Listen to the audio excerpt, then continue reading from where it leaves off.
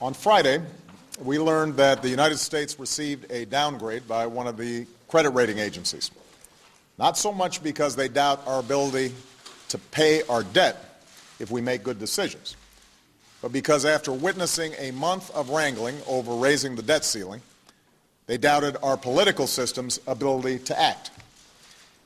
The markets, on the other hand, continue to believe our status is AAA. In fact, Warren Buffett, who knows a thing or two about good investments, said, if there were a quadruple A rating, I'd give the United States that. I and most of the world's investors agree. That doesn't mean we don't have a problem.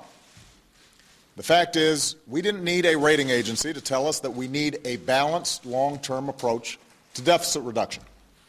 That was true last week. That was true last year. That was true the day I took office. And we didn't need a rating agency to tell us that the gridlock in Washington over the last several months has not been constructive, to say the least. We knew from the outset that a prolonged debate over the debt ceiling, a debate where the threat of default was used as a bargaining chip, could do enormous damage to our economy and the world's. That threat, coming after a string of economic disruptions in Europe, Japan, and the Middle East, has now roiled the markets and dampened consumer confidence and slowed the pace of recovery. So all of this is a legitimate source of concern. But here's the good news. Our problems are imminently solvable, and we know what we have to do to solve them. With respect to debt, our problem is not confidence in our credit. The markets continue to reaffirm our credit as among the world's safest. Our challenge is the need to tackle our deficits over the long term. Last week, we reached an agreement that will make historic cuts to defense and domestic spending. But there's not much further we can cut in either of those categories. What we need to do now is combine those spending cuts with two additional steps. Tax reform that will ask those who can afford to pay their fair share, and modest adjustments to health care programs like Medicare. Making these reforms doesn't require any radical steps.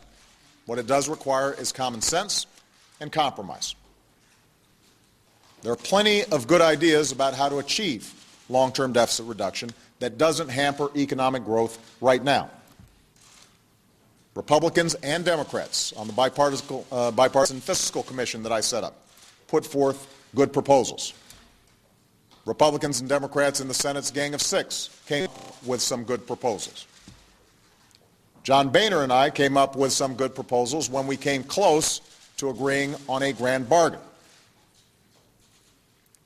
So it's not a lack of plans or policies that's the problem here. It's a lack of political will in Washington.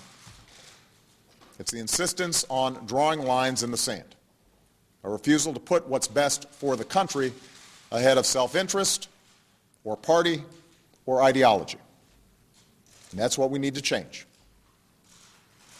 I realize that after what we just went through, there's some skepticism that Republicans and Democrats on the so-called super committee, this joint committee that's been set up, will be able to reach a compromise. But my hope is that Friday's news will give us a renewed sense of urgency. I intend to present my own recommendations over the coming weeks on how we should proceed. And that committee will have this administration's full cooperation. And I assure you, we will stay on it until we get the job done.